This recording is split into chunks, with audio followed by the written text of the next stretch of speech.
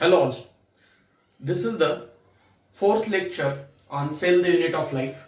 Last lecture में हमने prokaryotic cell complete कर लिया है। साथ ही में मैंने नीट क्या होता है उससे रिलेटेड कुछ डिटेल्स आपसे शेयर किए। आज हम बात करेंगे यूकैरियोटिक सेल के बारे में। तो यूकैरियोटिक सेल डिटेल जानने से पहले एक बार समझ लेते हैं कि यूकैरियोटिक सेल होता कौन से ऑर्गेनिजम्स में है या फिर यूकैरियोटिक सेल किस में होता है। तो इस दुनिया में जितने भी लिव्हिंग ऑर्गॅनिझम आहेत, जेवढे काही लिव्हिंग सजीव असतील या जगामध्ये, ते सगळेच लिव्हिंग ऑर्गॅनिझम 5 ग्रुप्स मध्ये क्लासिफाय केले जातात, 5 ग्रुप मध्ये डिवाइड केले जातात। त्यातला पहिला ग्रुप आहे, म्हणजे त्याला 5 किंगडम असं म्हटलं जातं। तर त्यातला पहिला किंगडम आहे kingdom Monera. Kingdom Monera, K is for kingdom. दुसरा जो किंगडम आहे त्याला म्हणतात kingdom Protista, K for kingdom Protista. तिसरा जो किंगडम आहे त्याला म्हणतात kingdom Plantae. Then fourth one is kingdom Animalia and the last is kingdom fungi। म्हणजे या जगात हे जग दोनच गोष्टींनी बनलेलं आहे, सजीव आणि निर्जीव, living and non living things. तो इसमें जितने भी लिविंग थिंग्स आहेत, जेवढे लिविंग ऑर्गॅनिझम्स आहेत, हे सगळेच 5 किंगडम मध्ये डिवाइड केलेले आहेत। त्यामध्ये पहिला जो किंगडम आहे तो किंगडम मोनेरा आहे आणि या किंगडम मोनेरा मध्ये सर्व प्रोकॅरियोट्स येतात, सर्व प्रोकॅरियोट्स येतात।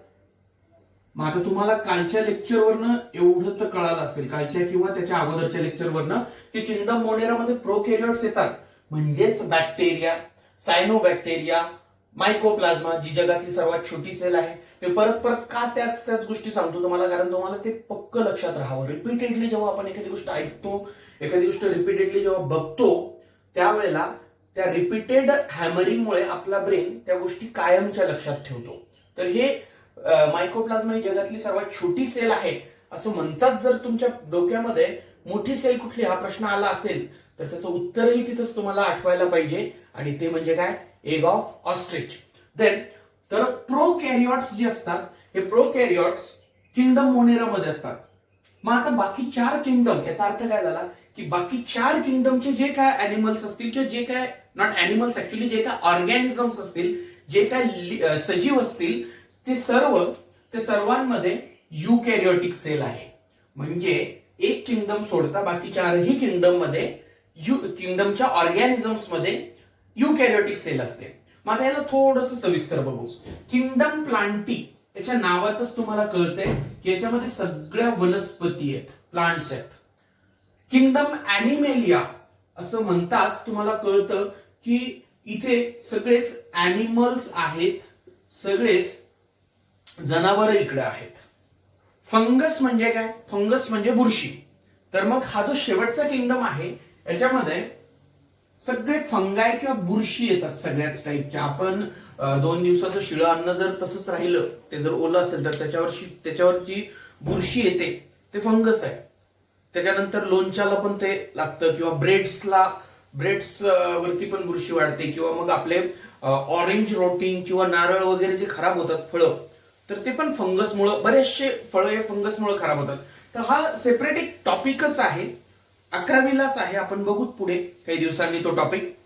बायोलॉजिकल क्लासिफिकेशन, म्हणजे बायोलॉजिकल क्लासिफिकेशन नावाचा एक टॉपिक आहे, त्याच्यामध्ये मी फंगस विषयी, मोनेरा विषयी, प्रोटिस्टा विषयी सविस्तर बोलेल। त्यानंतर एक वेगळा टॉपिक आहे किंगडम प्लांटी, आणि दुसरा एनिमेलिया, यांच्यावर वेगळे टॉपिक आहेत। म्हणजे 3 टॉपिक आहेत तुम्हाला या सगळ्या गोष्टी स्टडी करायला, पण ते वेगळे।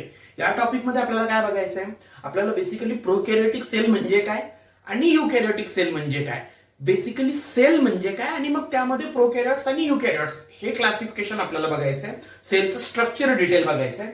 मी जस्ट एक ब्रीफ इंट्रोडक्शन तुम्हाला देतो इथे, की जगातले सर्वच ऑर्गॅनिझम, सर्व सजीव या 5 हेडिंगच्या अंडर क्लासिफाईड आहेत।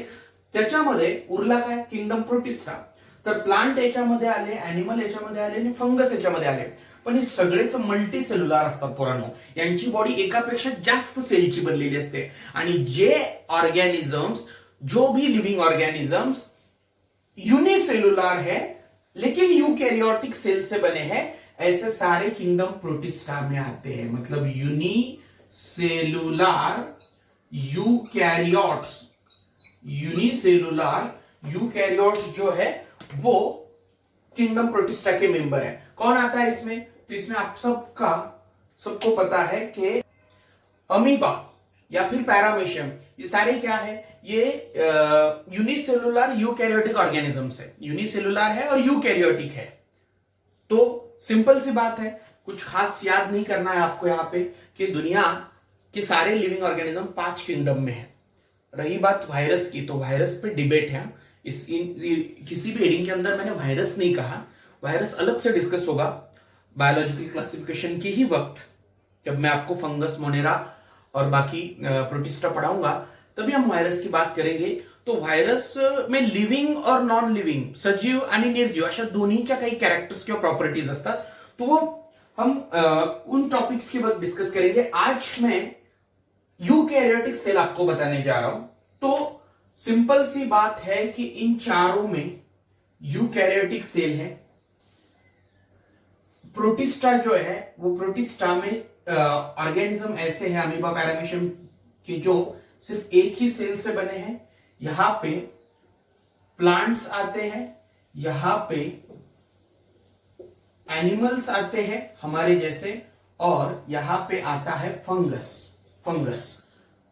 तो देख लेते हैं यूकैरियोटिक सेल बेसिकली होता कैसे है. तो ये जो 4 किंगडम है जिनमें यूकैरियोट्स होते हैं, उसमें से किंगडम प्लांटी यानी प्लांट के सेल, वनस्पतींच्या सेल्स, और किंगडम फंगाई म्हणजे बुरशींमधल्या सेल्स, इनमें सेल के बाहर सेल वॉल होता है. यहां पे प्लांट सेल दिखाया गया है. तो फंगस हो या प्लांट हो, इनके सेल के बाहर से एक रिजिड टफ कवरिंग होती है जिसे सेल वॉल कहते हैं. और अगर हम एनिमल की बात करें तो एनिमल के बाहर, मतलब सेल के बाहर सबसे outer most layer plasma membrane है, उसके बाहर सेल वॉल नहीं है. कंफ्यूज नहीं होना है. यहां पे प्लाज्मा मेम्ब्रेन भी है लेकिन वो सेल वॉल के अंदर है. सबसे बाहर सेल वॉल, उसके अंदर प्लाज्मा मेम्ब्रेन, उसके अंदर साइटोप्लाज्म. और साइटोप्लाज्म में ये सारी बातें जो एक एक करके हमें देखनी है कि न्यूक्लियस क्या है, माइटोकॉन्ड्रिया क्या है, एंडोप्लाज्मिक रेटिकुलम क्या होता है, राइबोसोम यूकैरियोट्स के प्रोकैरियोट्स से अलग कैसे है, साथ में यहाँ पे प्लास्टिड यानी क्लोरोप्लास्ट क्या होता है, ये सारे एक एक एक करके हम पढ़ने वाले सारे स्ट्रक्चर्स. प्रो या एनिमल, यहाँ पे बात सिर्फ आउटर मोस्ट लेयर की करनी है मुझे आज. तो एनिमल सेल में सबसे बाहर प्लाज्मा मेम्ब्रेन है और प्लाज्मा मेम्ब्रेन के अंदर साइटोप्लाज्म है. प्लांट सेल में सबसे बाहर सेल वॉल, उसके अंदर प्लाज्मा मेम्ब्रेन, उसके अंदर साइटोप्लाज्म. मींस एनिमल और प्लांट सेल में प्लाज्मा मेम्ब्रेन के अंदर साइटोप्लाज्म दोनों में है. सिर्फ प्लाज्मा मेम्ब्रेन के बाहर सेल वॉल जो है वो सिर्फ प्लांट, फंगस और कुछ प्रोटिस्टा जो किंगडम है यूनिसेलुलर यूकैरियोट्स का, उनमें से कुछ ऑर्गेनिजम्स में सेल वॉल होता है और कुछ ऑर्गेनिज्म में सेल वॉल नहीं होता. तो let's start with the cell wall. Cell wall से शुरू करते हैं सेल वॉल के साथ. सेल वॉल जाहिर सी बात है सेल का वॉल है, आउटर मोस्ट है. यूकैरियोट्स में किस में होता है? तो एनिमल में नहीं होता है. फिर कहां पे है? प्लांट्स में सेल वॉल रहेगा, फंगाई में सेल वॉल रहेगा, और कुछ प्रोटिस्ट, सारे ही प्रोटिस्ट यानी यूनिसेलुलर यूकैरियोटिक ऑर्गेनिज्म में नहीं रहता है. तो अब भले ही यहां पे प्लांट्स और फंगाई में सेल वॉल है, लेकिन सेल वॉल जो है उसका केमिकल नेचर, केमिकली वो एक जैसा नहीं है. सेल वॉल माने अगर ये सेल है तो ये उसका प्लाज्मा मेम्ब्रेन, अंदर साइटोप्लाज्म, ये न्यूक्लियस और इसके आसपास बाकी सेल ऑर्गेनल रहेंगे. तो यहाँ पे ये जो प्लाज्मा मेम्ब्रेन के बाहर की वॉल है इसे हम सेल वॉल कहते हैं. और सेल वॉल का जो नेचर है, केमिकल नेचर, वो ऑर्गेनिज्म टू ऑर्गेनिज्म व्हॅरी होता है. अल्गी म्हणजे शेवाळ रे पोरांनो, अल्गी म्हणजे शेवाळ. तर या शेवाळामध्ये सेल वॉल जो असतो तो बनलेला असतो सेल्युलोज इथंच मेमराईज करायचं. एनसीईआरटी मध्ये दिलेलं आहे, हे नीटला विचारलं जाऊ शकतं. इथंच लक्षात ठेवा. Cellulose, galactans, mannans and calcium carbonate, calcium carbonate सारखे मिनरल्स. याचा अर्थ काय? सेल्युलोज काय आहे? सेल्युलोज एक पॉलिसॅक्राइड. सेल्युलोजच नाही, सेल्युलोज, गॅलॅक्टान, मॅन्नान हे पॉलिसॅक्राइड आहे. पॉलिसॅक्राइडचा अर्थ होतो शुगरची चेन. जसं तुम्हाला शुगर म्हटल्यावर ग्लुकोज माहितीये, तसंच बऱ्याचशा टाईपच्या शुगर असतात. ग्लुकोज हा एक युनिट झाला, एक मोनोमर झालं. असं ग्लुकोज सारखं मोनोमर ची चेन बनवली की त्याच्यापासून पॉलिमर बनतं किंवा पॉलिसॅक्राइड बनतं. असे ग्लुकोज व्यतिरिक्त बरेचसे मोनोमर्स असतात. गॅलॅक्टोज असतो, फ्रुक्टोज असतो. तर असे मोनोमेरिक शुगर्स, असे छोटे छोटे शुगर्स एकमेकांना जोडून जी साखळी बनते, जी चेन बनते, त्या चेनला पॉलिसॅक्राइड असं म्हटलं जातं शुगरमध्ये. आणि हे सगळे तशाच शुगरच्या मोठ्या लांबच्या लांब चेन आहेत की ज्याच्यामध्ये हजारो मोनोमेरिक युनिट आहे, हजारो छोटे छोटे ग्लुकोज किंवा ग्लुकोज सारखे इतर मोनोसॅक्राइड किंवा मोनोमेरिक युनिट्स आहेत की ज्यांच्यापासून या साखळ्या बनलेल्या आहेत. कोण कोण? सेल्युलोज, गॅलॅक्टॅन, मॅन्नान्स आणि कॅल्शियम कार्बोनेट. काय? कॅल्शियम कार्बोनेट एक मिनरल आहे. तर या अल्गीच्या सेल वॉल मध्ये हे एवढ्या गोष्टी असतात.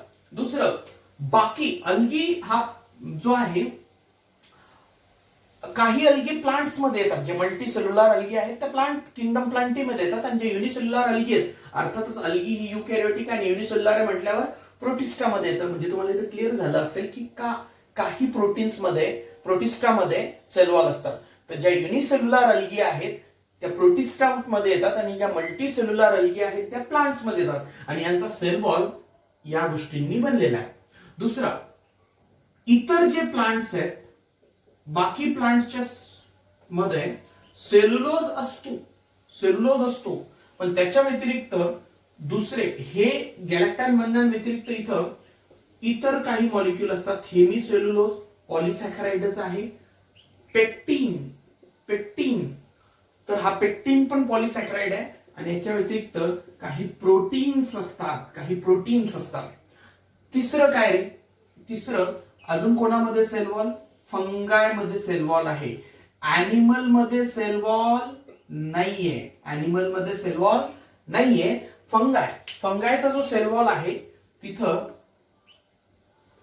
कायटीन हा पण पॉलिसॅक्राइडच मुलांनो. आता हे सगळ्यांच्या जे डिटेल्स आहेत ते डिटेल्स बायोमॉलिक्यूल नावाचा 11th स्टँडर्डलाच टॉपिक आहे. याच युनिटमध्ये, सेलच्याच युनिटमध्ये. सेल संपल्यानंतर आपण बाकी मध्ये 1-2 टॉपिक घेणार आहोत. आणि त्याच्यानंतर जेव्हा मी बायोमॉलिक्यूलची लेक्चर घेईल त्यावेळेला तुम्हाला सेल्युलोज विषयी डिटेल माहित होईल, स्टार्च विषयी डिटेल माहिती होईल, ग्लायकोजन विषयी डिटेल माहिती होईल, पॉलिसॅक्राइड विषयी डिटेल माहिती होईल, प्रोटीनचे स्ट्रक्चर विषयी डिटेल माहिती होईल. आणि त्याचबरोबर कायटीन काय असतो? कायटीन पण पॉलिसॅक्राइड आहे. लक्षात ठेवा, कायटीन, गॅलॅक्टॅन, मॅन्नान, सेल्युलोज हे जरी पॉलिसॅक्राइड असतील, हेमिसेल्युलोज जरी पॉलिसॅक्राइड असेल, पण ते सारखेच नाहीयेत, ते वेगळे वेगळे आहेत. मग त्यांच्यातलं वेगळंपण काय आहे हे तुम्हाला बायोमॉलिक्युल्स या टॉपिकच्या लेक्चर्स मध्ये जास्त सविस्तर कळेल. आज फक्त एवढं लक्षात ठेवा की हे पॉलिसॅक्राइड आहेत. आणि फंगस हा एमसीक्यू पण आहे की फंगस जो आहे तो त्याच्या सेल वॉल मध्ये कायटीन नावाचा पॉलिसॅक्राइड असतो. आणि कायटीन निसर्गात आढळणाऱ्या सर्वात टफ मटेरियल पैकी एक आहे. One of the toughest material आहे कायटीन. तर त्या फंगसच्या सेल वॉल मध्ये कायटीन असतो. मग आता सेल वॉल विषयी थोडंसं डिटेल बघू प्लांट्सच्या. काय असतं की प्लांट सेल जी असते ही, सपोज प्लांट सेल आणि त्याचा प्लाझ्मा मेम्ब्रेन आहे. मग या प्लांट सेलच्या बाहेर हा सेल वॉल आहे. नीट लक्ष द्या. सेल मॅच्युअर झालेली आणि सेल डिवाइड झाली, म्हणजे या सेलपासनं या एका सेलपासनं 2 सेल बनल्या. मग आता ज्या 2 सेल बनलेल्या आहेत त्यांना आपण काय म्हणू? Daughter cells. त्यांना म्हटलं जातं डॉटर सेल्स. ही मदर सेल आहे, ही डिवाइड झाली, याच्यापासून 2 सेल बनल्या. 2 सेल बनल्यानंतर यांच्या बाहेर पण प्लाझ्मा मेम्ब्रेनच्या बाहेरच्या बाजूला पण सेल वॉल असतोच. मग हा जो यंग सेल मध्ये, न्यूली फॉर्म सेल में जो अभी बने सेल है, ये जो इमैच्योर नए ग्रोइंग सेल है, इनमें जो सेल वॉल होता है वो प्राइमरी सेल वॉल होता है। प्राइमरी सेल वॉल, ये प्राइमरी सेल वॉल है। और ये जो प्राइमरी सेल वॉल है, इसकी खासियत ये है कि it is capable for the growth. Growth के लिए ये कैपेबल है प्राइमरी सेल वॉल। याद रखना है, नोट्स बना लेना है मेरे साथी, कि प्राइमरी सेल वॉल जो है वो ग्रो कर सकता है। जाहिर सी बात है कि नए इमेच्योर बने हुए सेल है, तो जैसे जैसे अब इनको तो ग्रो होना पड़ेगा ना मैच्योर होने के लिए, तो अब जैसे जैसे टाइम जाएगा दीज सेल विल ग्रो, ये सेल जो है वो ग्रो करेंगे। ग्रो करेंगे तो अब ये फुल्ली ग्रोन सेल बन जाता है। फुल्ली ग्रोन सेल जब बनेगा तो इसकी साइज भी बढ़ेगी, तो साइज बढ़ी तो साइड ये जो सेल वॉल है वो भी ग्रो होना चाहिए। तो अब ये फुल्ली ग्रोन सेल है। अब इसकी ग्रोथ कंप्लीट हो गई है, कंप्लीट हो गई है। तो कंप्लीट होने के बाद मतलब एक बार सेल की ग्रोथ कंप्लीट हो जाए तो उसके बाद ये प्राइमरी सेल वॉल धीरे धीरे धीरे धीरे डीजनरेट होते जाता है, डीजनरेट होते जाता है। और उसके अंदर की साइड से, याद रखना ये भी एमसीक्यू है कि कौन सी साइड से, उसके अंदर के साइड से सेकेंडरी सेल वॉल बनता है। यहां पे ये सेकेंडरी सेल वॉल बनता है। This is secondary cell wall. Secondary cell wall जो कि ग्रोथ के लिए कैपेबल नहीं है। It is rigid, rigid, non living, non living, अच्छा नॉन लिविंग दिख नहीं रहा है, नॉन लिविंग यहां पे लिख रहा हूं। It is rigid, tough and non living. ये नॉन लिविंग स्ट्रक्चर है। कौन? Secondary cell wall. ये secondary cell wall non living structure है। तो अब सेल वॉल के फंक्शंस क्या है? सेल वॉल कोई भी हो, फंक्शन ऑब्वियस है कि ये टफ और रिजिड होते हैं, मजबूत होते हैं, तो वो प्रोटेक्शन के लिए बने हैं। मतलब सेल वॉल, उसके अंदर साइटोप्लाज्म और साइटोप्लाज्म में जो भी सेल ऑर्गेनल होंगे, whether it is a mitochondria, chloroplast, nucleus, कोई भी सेल ऑर्गेनल रहने दो, इन सारे सेल ऑर्गेनल को प्रोटेक्ट करता है। It protects the interior of cell, protection. Second, किससे प्रोटेक्ट कर रहा है? इन्फेक्शन से प्रोटेक्ट करता है, इन्फेक्शन से प्रोटेक्ट करता है। इस पे बाकी मायक्रो ऑर्गॅनिझम को ये अंदर आने नहीं देता या ग्रो होने नहीं देता। तुम्हाला सर्वांना माहिती असेल की लिंबाची जी साल असते, आपल्या कडुलिंबाची जी साल असते, त्या सालीवरती फंगस, बॅक्टेरिया असं काहीच दुसरे micro organism, pathogenic micro organism वाढत नाही।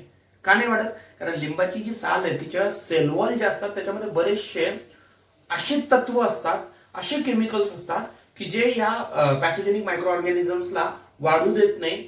म्हणजे लिंबाची सेल वॉल लिंबाला प्रोटेक्ट करते आणि त्याचाच वापर करून बऱ्याचशा म्हणजे आयुर्वेदिक मेडिसिन्स बनवले जातात। आणि असं लिंबाचंच नाही, असं बऱ्याचशा इतर प्लांटच्या सेल वॉल आहेत की ज्या इन्फेक्शियस एजंट्सला, इतर इन्फेक्शियस मायक्रो ऑर्गॅनिझम्सला त्यांच्यावरती वाढू देत नाही। म्हणजे सेल वॉल अँटी मायक्रोबियल किंवा इन्फेक्शियस एजंट्स पासून त्या ऑर्गॅनिझमला प्रोटेक्ट करत असतात। त्या अँटी मायक्रोबियल ऍक्शन असते त्यांच्यामध्ये। सोबतच मी जर या सेलला इथे डॅमेज करण्याचा प्रयत्न केला तर मला सर्वात अगोदर सेल वॉलला फेस करावं लागेल। म्हणजे मेकॅनिकल डॅमेज, मी इथं दाबलं, या सेल वॉलला काही हॅमरिंग केली तर हे मेकॅनिकल डॅमेज पासून पण वाचवतात ते। त्याचबरोबर एका सेलला ही एक सेल असेल आणि याच्या बाजूला ही दुसरी सेल असेल त्या ऑर्गॅनिझमची, तर एका सेलला दुसऱ्या सेल सोबत कम्युनिकेट करण्यासाठी पण सेल वॉल मदत करत असते। तर इंटरसेल्युलर, बघा बरोबर ना, इंटर हे प्रिफिक्स लागलं कोणत्या पण गोष्टीच्या अगोदर। Inter means in between two. Inter का मतलब होता है इन बिटवीन टू, दोघांच्या मध्ये। कोण दोघं? तर सेल। तर इंटरसेल्युलर, इधर गया लाल पेन, इंटरसेल्युलर, इंटरसेल्युलर कम्युनिकेशन, एक सेल को दूसरे सेल से कम्युनिकेट करवाने के लिए, ये दो सेल है तो इनको एक दूसरे से कम्युनिकेट करवाने के लिए भी सेल वॉल की मदद होती है। तीसरा और काफी जरूरी पॉइंट, सेल के शेप फिक्स होते हैं। कुछ सेल रेक्टेंगुलर होते, चौरसा सारखे त्याचे आकार असतात। कुछ सेल स्पेरिकल होते, कुछ सेल ओवल होते। सेल का शेप वैरी होता है, लेकिन सेल टू सेल वैरी होता है, लेकिन हर सेल का अपना खुद का एक स्पेसिफिक शेप होता है। सेल टू सेल शेप में वैरी, लेकिन each cell have its own specific shape, and that own specific shape is because of the cell wall maintains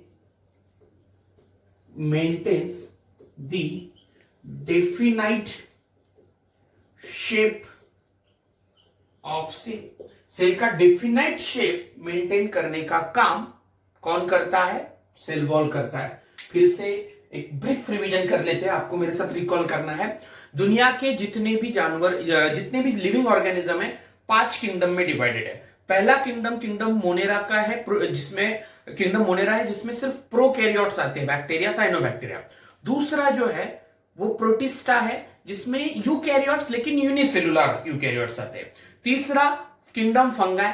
kingdom fungi में जो है वो फंगाई आते हैं, फंगस आते हैं, बुरशी आते थे. जब एनिमेलिया और प्लांटी, किंगडम एनिमेलिया में एनिमल्स और प्लांटी में प्लांट्स. तो 5 में से टोटल 5 किंगडम है, इसमें से किंगडम मोनेरा छोड़ दो तो बाकी 4 यूकैरियोटिक ऑर्गेनिजम्स के किंगडम है, जिसमें यूकैरियोटिक सेल होगा. इसमें से अगर किंगडम एनिमेलिया छोड़ दो तो बाकी तीनों में सेल वॉल होता है. इसमें यह बात जाहिर सी है कि प्रोटिस्टा में हो भी सकता है और नहीं भी हो सकता है, मे नॉट बी देयर.